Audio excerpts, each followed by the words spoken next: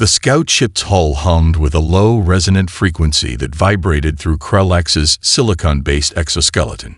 External sensors swept across the blue-green planet's atmosphere, collecting data with methodical precision. To the untrained eye, the world appeared unremarkable.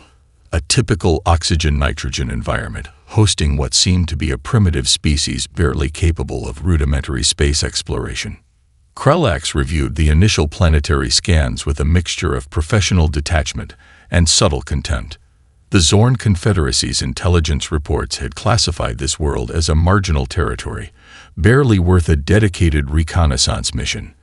Most species would have been overlooked entirely, but the Confederacy's expansionist policies demanded thorough investigation of every potential resource-rich system. The holographic display flickered, revealing topographical maps and atmospheric composition readings. Standard colonization protocol dictated a preliminary assessment: breathability, resource potential, indigenous population capabilities. Kralax had conducted hundreds of such missions across the galaxy, each blending into a monotonous sequence of planetary evaluations. Something felt different about this world. Minute anomalies began to surface in the sensor readings. Communication networks that appeared primitive at first glance suddenly revealed unexpected complexity. Buried transmission lines snaked beneath the planetary surface in patterns that suggested more than random infrastructure. The geological scans showed modification patterns inconsistent with natural terrain, deliberate landscaping that hinted at advanced defensive capabilities. "Commander," his junior navigation officer called out, a tremor of uncertainty in the metallic translation of his voice. "I'm detecting unusual interference in our long-range scanning systems." Kralax shifted, his crystalline joints realigning with a soft chiming sound. "Specify the interference." The display flickered, momentarily obscured by a wave of static that should have been impossible given their advanced shielding technology. When the image stabilized, several key sensor arrays had been strategically blinded. A surgical precision that suggested intentional intervention rather than random atmospheric disruption. "They're watching us," Kralax murmured, more to himself than to the crew. The planet's surface appeared deceptively calm. Scattered human settlements dotted the landscape, agricultural communities, small industrial complexes, research stations. But now, each location seemed to pulse with a hidden energy. Defensive positioning, strategic placement. The randomness was an illusion. A low-frequency signal began to pulse from the planet's surface. Not a communication, not a weapon signature, but something else entirely. It carried a mathematical complexity that suggested active monitoring, a silent acknowledgement of the Zorn ship's presence. Kralax's secondary sensory organs, delicate crystal structures embedded along his neck, began to vibrate with an unfamiliar sensation. Anticipation. Concern. Something he had not experienced in decades of interstellar exploration. "Initiate passive observation protocols," he commanded. "Full stealth configuration." The ship's systems shifted, molecular camouflage adapting to match the surrounding space-time quantum fluctuations. They would become invisible, undetectable, or so the Zorn technology promised. A sudden burst of data cascaded through the ship's communication arrays. Not an attack, not a message, but a complex algorithmic pattern that seemed to dance around their defensive systems. It was a probe, a test, a subtle indication that the humans were far more aware and capable than any preliminary report had suggested. The junior navigation officer's vocalization units trembled. "Commander, I cannot maintain scanning integrity. Something is interfering." Kralax watched as sections of their advanced sensor technology became systematically compromised, not through brute force, but through an elegant, almost surgical digital manipulation that revealed a terrifying possibility. The humans were not just observing. They were analyzing, learning, adapting. His crystalline fingers traced the holographic display, zooming into a seemingly insignificant research station nestled near a mountain range. Solar panels, communication arrays, vehicle paths that seemed random but now revealed a complex defensive network. Prepare a preliminary report, Krulax instructed. But do not transmit through standard Confederate channels. Something tells me our communication systems are no longer entirely our own. As if in response, the ship's ambient lighting flickered, once, twice, a silent acknowledgement that on this planet, the rules of engagement had fundamentally changed. The reconnaissance had only just begun, and already, Krulax knew nothing would proceed according to plan. The conference chamber gleamed with a sterile precision that did nothing to mask the underlying tension. Krulax and his delegation sat on one side of the expansive table, their silicon-based bodies reflecting the artificial light in geometric patterns. Across from them, the human delegation appeared almost disappointingly ordinary, a stark contrast to the advanced alien technology surrounding them. Rachel Thompson led the human team. Her posture suggested military training, but her tailored suit and calm demeanor spoke of diplomatic expertise. To her left sat Michael Rodriguez, a specialist in cross-species communication, and to her right, Emily Chen, a strategic analyst whose eyes never seemed to leave the Zorn delegation. "Welcome," Rachel began, her voice carrying a remarkable neutrality that seemed to fill the entire chamber, to Earth's primary diplomatic reception center. Krulax studied the room. What appeared to be a simple conference space was anything but ordinary. Microsensors were embedded in every surface, communication networks woven into the very architecture. The humans had transformed a negotiation space into a complex information-gathering environment. The initial protocol exchanges proceeded with carefully measured politeness. Each word, each gesture became a subtle probe, not just a communication, but a method of gathering intelligence. Krulax realized they were engaged in a multilayered conversation that extended far beyond spoken language. Michael Rodriguez began discussing potential trade agreements, his words meticulously chosen. "We're interested in understanding the broader galactic economic landscape," he said, a seemingly innocuous statement that concealed layers of strategic inquiry. Emily Chen manipulated a holographic display, presenting economic data that appeared straightforward but contained carefully embedded analytical patterns. Each chart, each graphic was a puzzle box of information, designed to reveal more about the Zorn Confederacy's technological and economic capabilities. Krulax found himself responding not just to the spoken words, but to the intricate dance of information being presented. The humans weren't just negotiating. They were conducting a comprehensive intelligence operation disguised as a diplomatic meeting. A moment of unexpected tension arose when a junior Zorn diplomatic officer inadvertently revealed more information than intended. Rachel Thompson's slight shift in posture, almost imperceptible, suggested she had anticipated this exact moment. The micro-expression of a predator recognizing vulnerability flickered across her face. "Your Confederacy has been exploring systems along the galactic rim," she stated, not as a question, but as a carefully crafted observation. "We're curious about your primary exploration objectives." The question was a trap, elegantly constructed. Krulax understood that regardless of how he answered, the humans would gather critical intelligence. A refusal would reveal defensiveness. A complete disclosure would provide strategic insights. Michael Rodriguez leaned forward, his body language a masterclass in subtle psychological manipulation.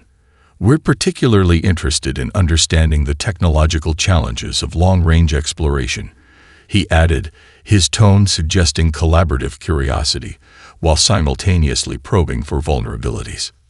Emily Chen's fingers danced across her communication device, sending coded signals that Krulax was certain contained multiple layers of meaning. The device itself seemed alive, not just a communication tool, but an extension of human analytical capabilities. The negotiation continued, each moment a carefully choreographed performance. The humans presented themselves as open, collaborative, yet every interaction was a calculated move. They were teaching the Zorn delegation nothing, while learning everything. Krulax began to understand that this was not a traditional diplomatic encounter. It was a comprehensive intelligence operation, a method of understanding an alien species through nuanced interaction. The humans weren't just preparing for potential conflict, they were systematically dismantling the Zorn Confederacy's strategic assumptions. As the session progressed, Krellax realized a fundamental truth. The humans had transformed diplomacy into an art form of strategic intelligence gathering. Every smile, every seemingly casual comment, every presented document was a weapon more precise than any physical armament. The conference would conclude soon, but the real negotiation was happening in the spaces between words, in the subtle exchanges of information that would reshape interstellar understanding. Krellax was no longer certain who was truly being evaluated in this room. The first wave of Zorn mining vessels descended with calculated precision, their silicon-based hulls gleaming against the planet's atmosphere. Commander James Henderson watched from a remote observation center, his fingers dancing across holographic interfaces that seemed to breathe with living intelligence. Incoming vessels, Lieutenant Sarah Martinez called out, her voice steady. 17 primary craft, 32 support drones. Estimated landing zone. Quadrant Delta 9. The landscape of Quadrant Delta 9 appeared unremarkable. Rolling hills, sparse vegetation, what seemed like an ideal location for resource extraction. But nothing was as it seemed on this planet. Krellax observed from the lead vessel, confident in the Zorn Confederacy's technological superiority. Preliminary scans showed minimal defensive capabilities. The human settlements appeared vulnerable, scattered, almost primitive in their layout. A textbook planetary invasion was about to commence. The first mining vessels touched down, molecular cutters preparing to breach the planetary surface. Robotic extraction units deployed, their advanced sensors probing the ground. Standard procedure dictated a systematic resource harvesting approach that had worked across hundreds of planetary conquests. Something was wrong. The ground began to shift in ways that defied geological probability. What appeared to be simple rock formations revealed hidden networks of adaptive camouflage. Sensor-disrupting materials emerged from seemingly solid terrain, creating interference patterns that confused the Zorn's advanced scanning technologies. Tactical anomaly, the Zorn navigation system reported. Ground composition inconsistent with initial planetary survey. James Henderson allowed himself a slight smile. The preparation had taken years, a comprehensive redesign of an entire planetary ecosystem as a defensive mechanism. The first defensive response came not from traditional weapons, but from the environment itself. Micro-engineered organisms, genetically designed to respond to specific technological signatures, began to interfere with the Zorn mining equipment. Specialized bacteria attacked critical electronic systems, creating localized electromagnetic disruptions that rendered sophisticated machinery temporarily inoperable.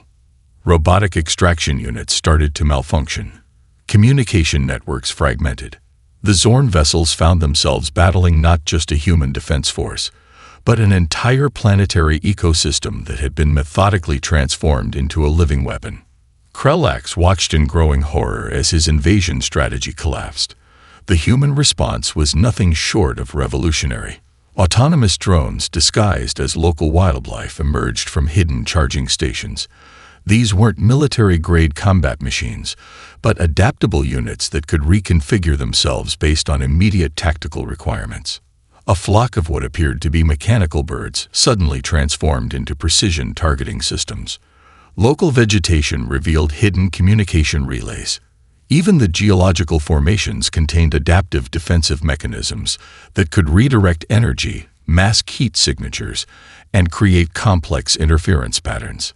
"This is impossible," Krellax muttered, his crystalline sensory organs struggling to process the multidimensional defensive strategy. Lieutenant Martinez coordinated the defense with a calm that bordered on the supernatural. Each human response seemed to anticipate the Zorn's next move before their own systems could complete the tactical calculation. It was as if the entire planet had become a single adaptive intelligence. Underground networks of quantum communication relays allowed for instantaneous coordination. What appeared to be simple research stations revealed themselves as advanced strategic command centers. Each human settlement was a node in a comprehensive defensive network that could reorganize and adapt faster than any known technological system. The Zorn mining vessels began to fall, not through overwhelming firepower, but through a death by 1,000 strategic cuts. Communication systems jammed, navigation controls compromised, energy systems destabilized by microscopic interventions that turned the ship's own technologies against them. Krulax realized they were fighting more than a military force. They were battling an entirely new concept of warfare, a holistic, adaptive strategy that treated technology, biology, and environment as a single interconnected system. By the time the first Zorn vessels attempted retreat, half their fleet had been systematically dismantled. Not destroyed, but rendered completely non-functional through an elegant, almost organic method of technological neutralization. The battlefield was not a place of destruction, but of transformation. Humanity had just rewritten the rules of planetary defense. The containment chamber defied everything Krulax understood about confinement. What should have been a prison was instead a meticulously designed environment of psychological and intellectual challenge. Transparent walls shifted color and texture, creating optical illusions that tested the limits of his perception. The temperature, humidity, and atmospheric composition changed with subtle precision, each modification seemingly designed to keep him in a constant state of sensory recalibration. Dr. Michael Rodriguez entered the chamber with a deliberate casualness that immediately set Krulax on edge. The human wore no visible defensive equipment, carried no weapons, yet radiated a confidence that suggested absolute control of the situation. "Comfortable?" Rodriguez asked, his voice translated through a complex linguistic interface that captured not just words, but subtle emotional undertones. Krulax remained silent. Among the Zorn, silence was a form of psychological resistance, a method of maintaining control in an uncertain environment. But humans, he was learning, operated by entirely different rules. Rodriguez pulled up a holographic display, images cascading through the air. Historical records, scientific breakthroughs, ecological restoration projects, technological innovations. The presentation seemed random at first, but Krulax slowly recognized an underlying pattern, a narrative of human survival and adaptation. "Let me tell you about resilience," Rodriguez began, his eyes never leaving Krulax's crystalline form.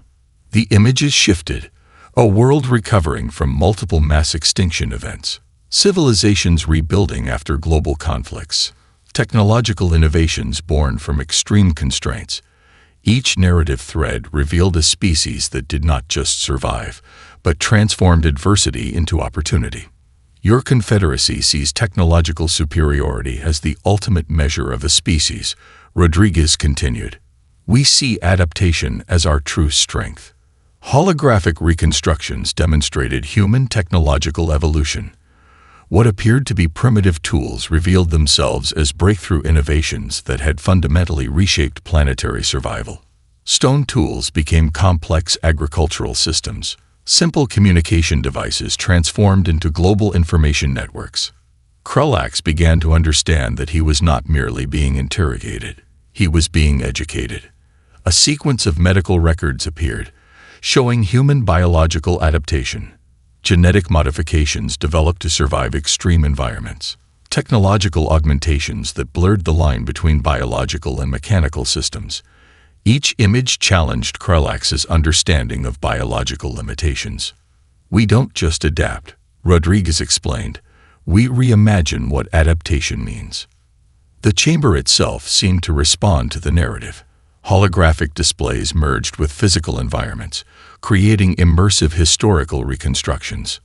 Krulax watched humans survive ice ages, global pandemics, technological disruptions.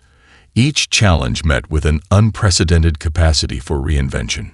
Psychological profiles revealed a species that did not just react to challenges, but actively sought them out. Where the Zorn Confederacy saw stability as the ultimate goal, humans viewed change as their natural state of being. Rodriguez introduced stories of individual human achievements, not just technological innovations, but psychological transformations. People who had overcome seemingly insurmountable personal challenges.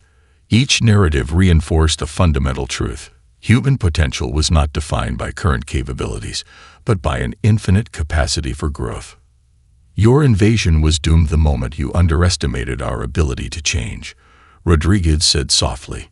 The holographic displays began to deconstruct the Zorn Confederacy's invasion strategy, revealing each tactical assumption, not as a method of mockery, but as a clinical analysis of fundamental misunderstandings about human capabilities.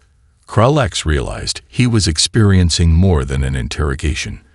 This was a comprehensive deconstruction of his species' strategic worldview. We don't just survive, Rodriguez concluded. We transform. The chamber's environment shifted again. No longer a prison, it had become a living classroom. A testament to human potential that transcended physical limitations.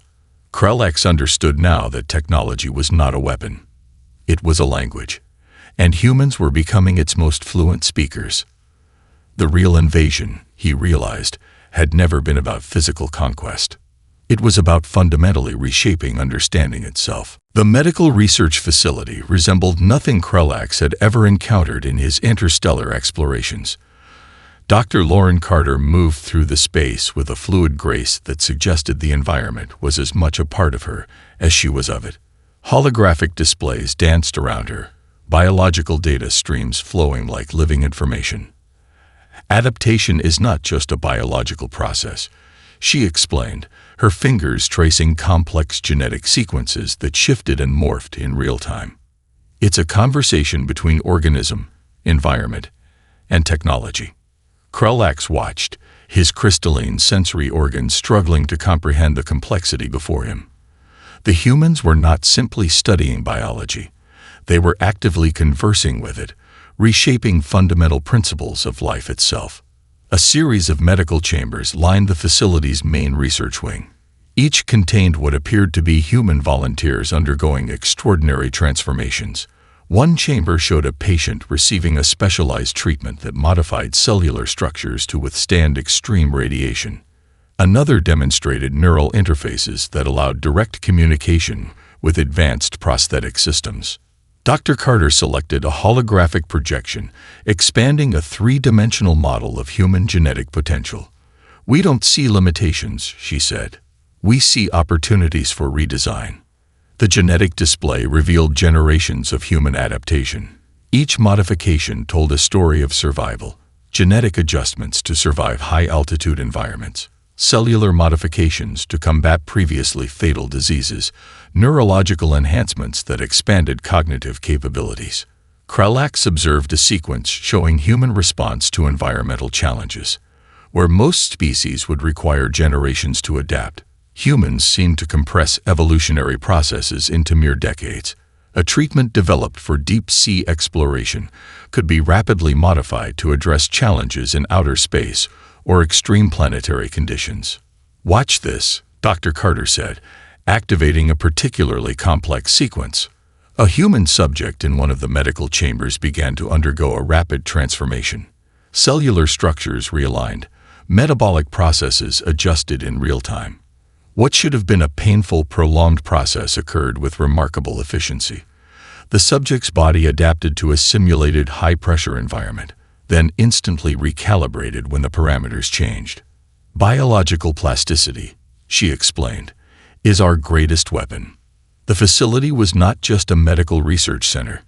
It was a living laboratory of human potential.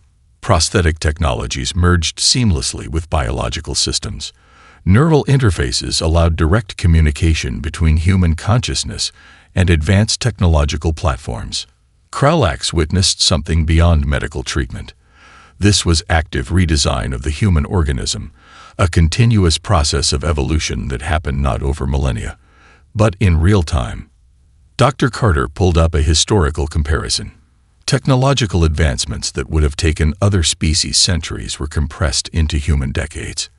Medical breakthroughs, ecological restoration, space exploration.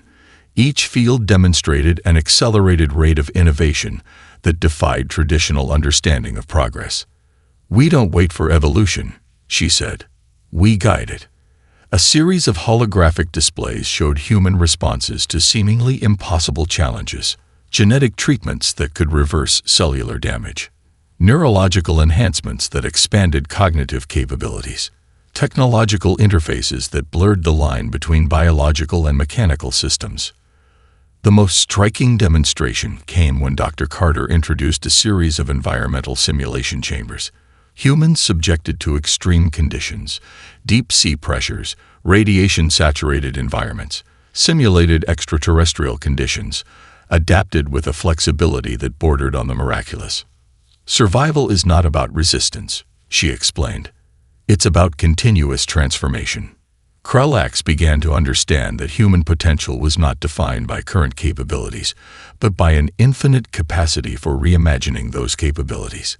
Each technological and biological breakthrough was not an endpoint, but a starting point for further exploration.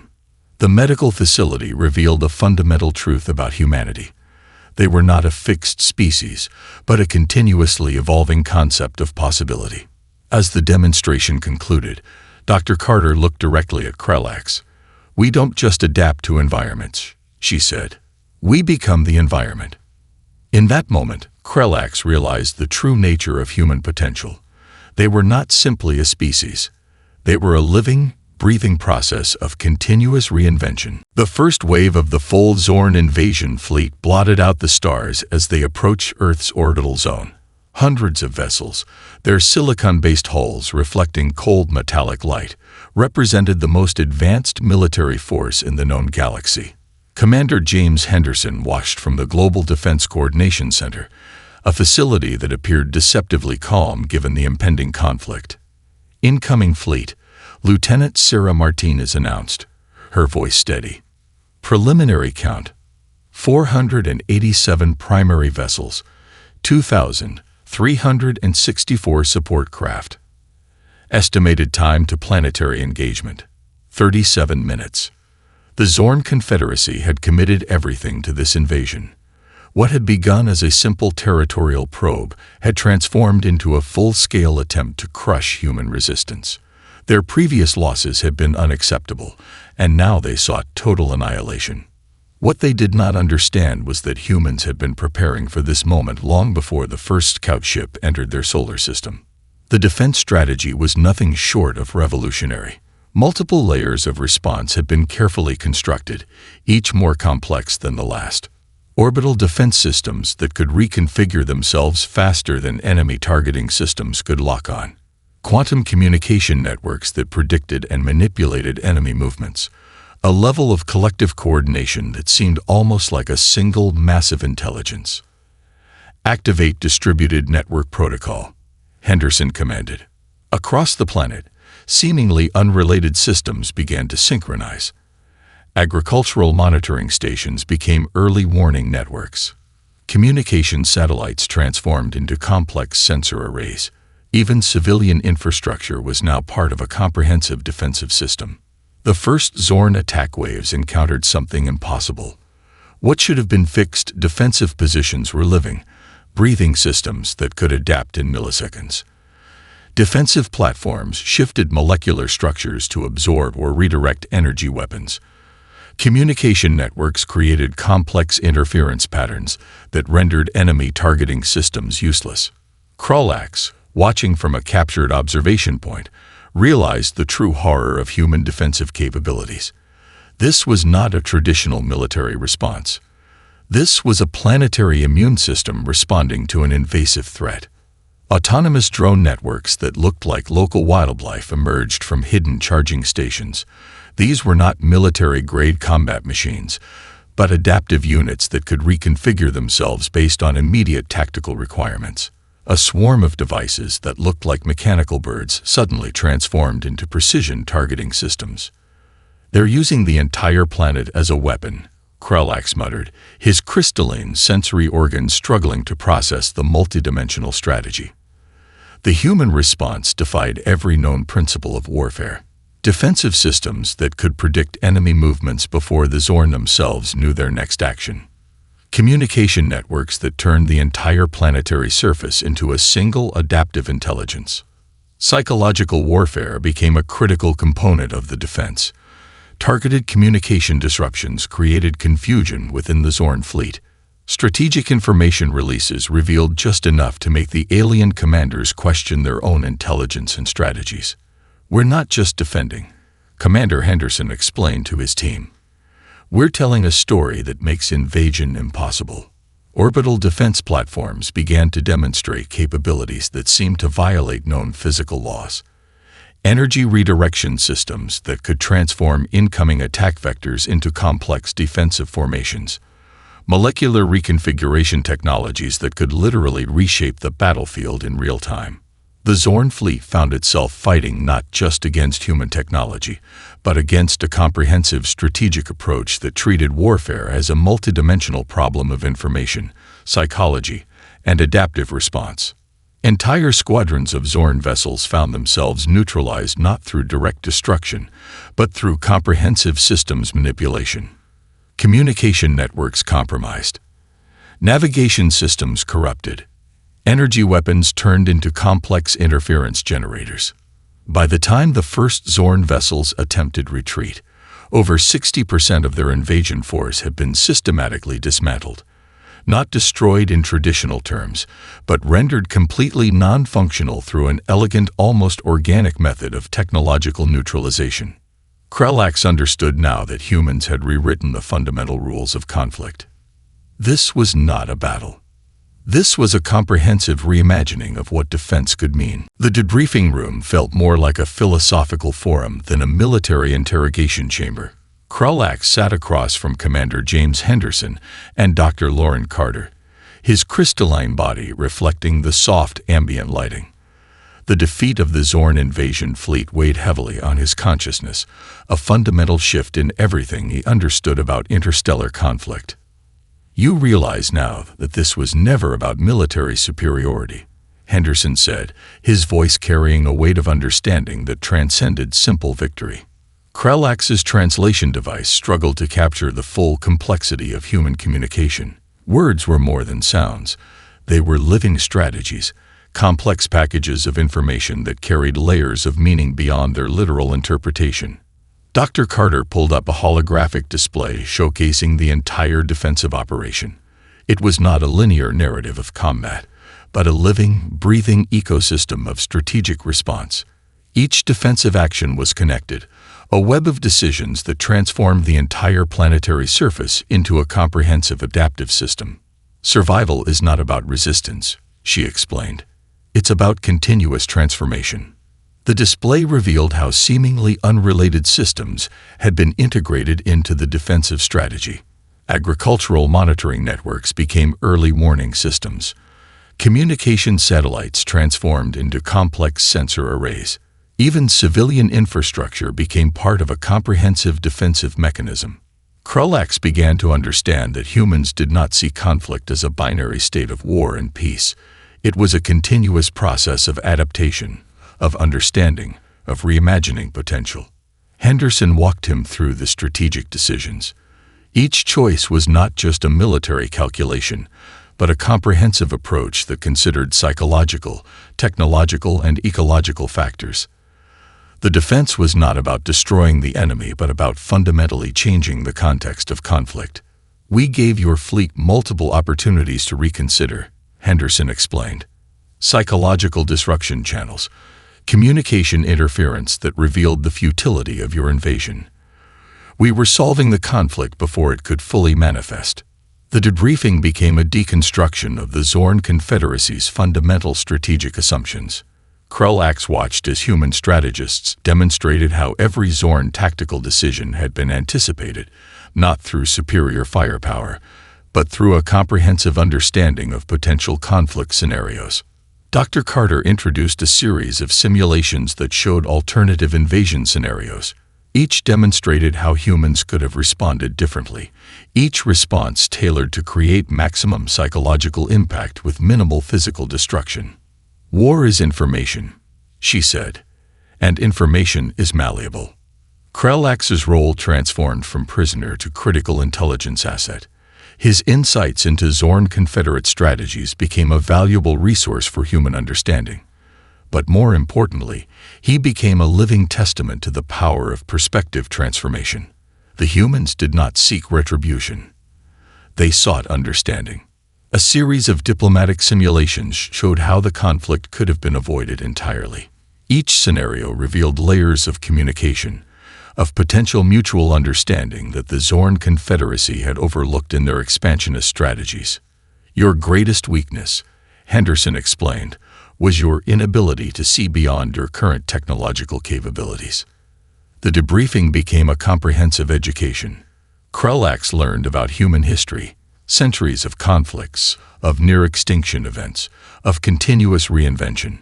Each challenge had been an opportunity for growth, for reimagining potential. Dr. Carter demonstrated how human technological development was not a linear progression, but a complex, adaptive process. Innovations emerged from constraints, from challenges that would have defeated other species. "We don't solve problems," she said. "We transform them." By the end of the debriefing, Krelax understood that he was witnessing more than a military debrief. This was a comprehensive philosophical reconstruction of understanding itself. The humans were offering not just mercy, but a radical reimagining of potential interspecies relationships. As the debriefing concluded, Krelax realized his entire understanding of conflict, of survival, of potential had been fundamentally transformed. The real invasion had never been about physical conquest. It had been about reshaping understanding itself. The Research Institute stood as a testament to human adaptability, a living archive of interstellar understanding. Krelax worked alongside human researchers, his crystalline form now a familiar sight among the facility's complex networks of information and exploration. His comprehensive treatise on human potential had become required reading across multiple galactic research institutions. What began as a prisoner's account had transformed into a groundbreaking philosophical and strategic analysis that fundamentally reshaped interstellar understanding. Dr. Lauren Carter reviewed the latest draft, her fingers tracing holographic displays that captured the essence of Krelax's observations. "You've done more than document an invasion," she said. "You've described a new paradigm of species interaction." The treatise was more than a military or scientific document. It was a philosophical exploration of adaptation, of potential, of the fundamental nature of intelligent life. Krelax had become something unprecedented, a bridge between species, a translator of fundamental existential concepts. Each chapter deconstructed a different aspect of human capability, how they transformed challenges into opportunities, how their technological development was not a linear progression, but a complex, adaptive process of continuous reinvention. The human researchers had granted Krelax complete academic freedom. His perspective was unique, an alien intelligence documenting the most comprehensive and surprising species in the known galaxy. Humans are not defined by their current capabilities, Krelax wrote in one pivotal chapter, but by their infinite capacity to reimagine those capabilities. The Institute became a gathering point for interstellar researchers, diplomats, and strategic analysts. Krelax's work demonstrated how the human approach to survival transcended traditional understanding of technological or biological development. Commander James Henderson would occasionally visit, bringing additional contextual information. Each conversation added depth to the treatise, revealing layers of human potential that even Krelax had not initially perceived. "We don't just adapt to environments," Henderson would explain. "We fundamentally transform our understanding of what an environment can be." The treatise explored human history through a lens of continuous transformation. Technological innovations emerged from constraints. Near-extinction events became opportunities for radical reimagining.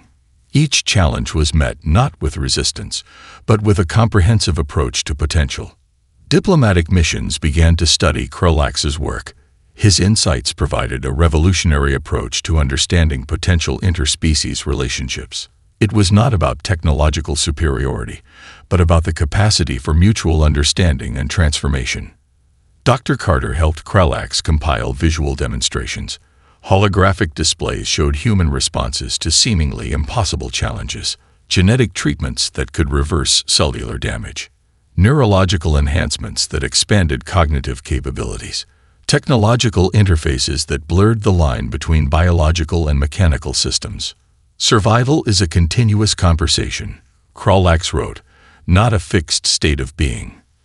The most profound sections explored the psychological dimensions of human potential, how they transformed conflict into opportunities for understanding, how their defensive strategies were fundamentally about reimagining potential rather than simple resistance. Researchers from multiple species began to visit the Institute. Krolax became more than a researcher. He was a living demonstration of the potential for interspecies understanding.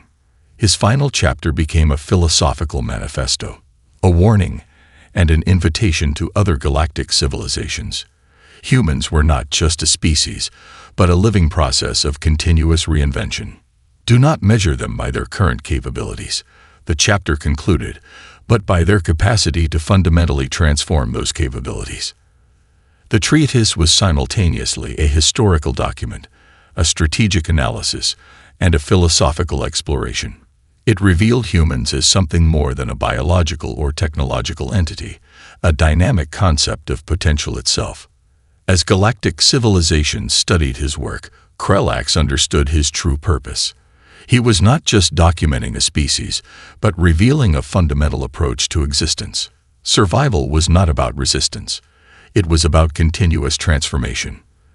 The human story was not a narrative of conquest. It was an invitation to reimagine potential itself.